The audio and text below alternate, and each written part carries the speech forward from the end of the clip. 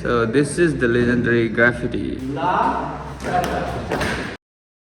आजबाट चाहिँ हामीले यता फुटबलपट्टिको च्याप्टरलाई केही समयको लागि क्लोज गरेको छौँ। डान्सको पार्टलाई रिज्युम गरेको छौँ। अहिलेसम्म चाहिँ हामीले फ्रिस्टाइल गरेको थियौँ। फ्रिस्टाइल गर्दाखेरि चाहिँ खासै त्यस्तो तयारी चाहिँदैन थियो होइन, जाने साइफर गर्ने त्यो नै त्यसको फ्लो हो। अब चाहिँ हामीले एउटा एक्सपो विराटनगरमा हुने सधैँ हुने एक्सपो छ होइन, विराट एक्सपोमा चाहिँ पर्फर्म गर्नुपर्ने अवस्था आएको छ। त्यही भएर चाहिँ हामीले अब यतापट्टि प्र्याक्टिस सुरु गर्नुपर्ने छ।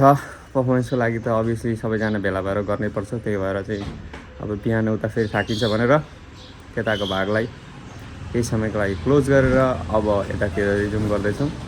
So let's go. आजदेखि चाहिँ हाम्रो प्र्याक्टिस सुरु हुन्छ, कोरियोग्राफी सुरु हुन्छ।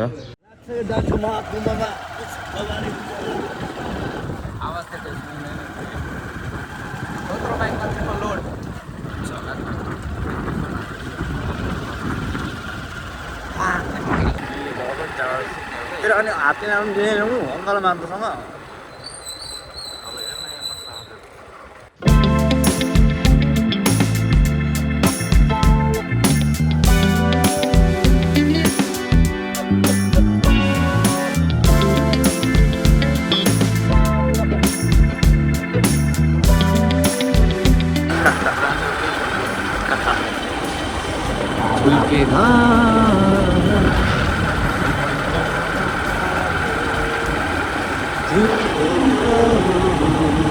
कस्तो मिठो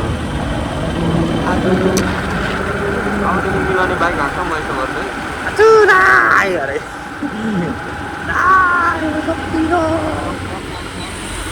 के हो त म गर्दैछु धेरै समय पछाडि हामी फेरि हामीले यहाँ नआएको त कति भएको त यार 2 वर्ष त बढी होला है 2-3 वर्ष भयो होला।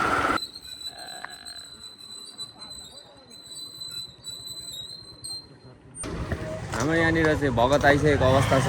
रात आउँदैछ अरे, यस्तै त छ। अब आज सुरु दिन त्यस पछाडि हाम्रो सुरु भइहाल्छ नि। स्कुल जानुपर्छ। कहाँ जान्छस्? कुन स्कुल? अहिले एकछिनमा 10 बजेसम्म स्कुल जानु पर्यो नि। हो अनि स्कुल जानु पर्यो, फेरि स्कुल पढेर क्लास लिनु पर्यो। अनि भोलिदेखि भोलि कस्तो? अनि प्र्याक्टिस त हान्नु पर्यो होला नि त। प्र्याक्टिस मैले चाहिँ के भनेको भने हाम्रो आफ्टर लङ टाइम ओल्ड एजहरूको चाहिँ होइन एउटा बनाऊँ पहिला जस्तै। भइहाल्छ त। त्यसको लागि त समय दिनु पर्यो, बिहान बेलुका। बिहान या बेलुका दिनुपर्छ भाइ। अब दिउँसो त भ्याइदैन नि, दिउँसो स्कुल हुन्छ। त्यही हो ल, त गाह्रो हुन्छ बिहान र बेलुका। ल अब हामी चाहिँ एकछिन छलफल गर्छौँ। त्यस पछाडि चाहिँ बेलुका चाहिँ हामी अलि हेभी प्र्याक्टिस गर्ने। बिहान हामी सेट गर्छौँ, बेलुका हामी प्र्याक्टिस गर्छौँ। त्यसरी सेड्युल गर्छौँ। ल अझै हामी वेट गरिरहेको छौँ। आज चाहिँ सेट गर्नुपर्छ होला कोरियो, बेलुका चाहिँ अलि हेभी प्र्याक्टिस।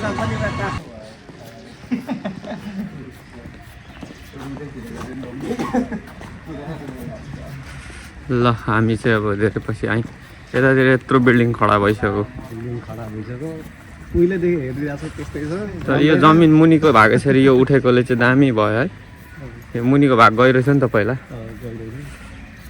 उठाइदिएको छ, सपोर्ट भएछ। अनि यो बाथरुमहरू बन्नु दामी कुरा चाहिँ। पहिला यो बाथरुम थियो यस्तो पुरानो केही न कामको, अहिले यो बाथरुम बनेको छ, दामी छ। वाउ, यो साइडमा चाहिँ के हो? Store room. वान्स अगेन फेरि पनि आइपुगे मेरो पुरानो क्लब। कार्पेटहरू पनि राम्रो, तर कार्पेटको कलर कस्तो भुइँ जस्तै देखिने है।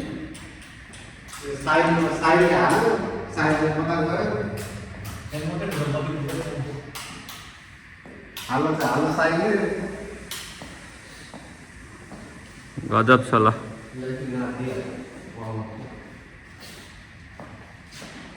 So this is the legendary graffiti top dance studio. यहाँको हटाएछ नि त्यसले नि चेन्जिङ रुम।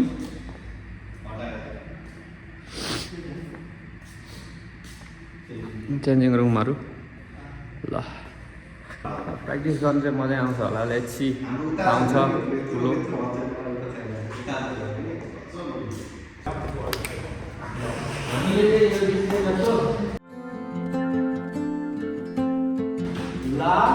अब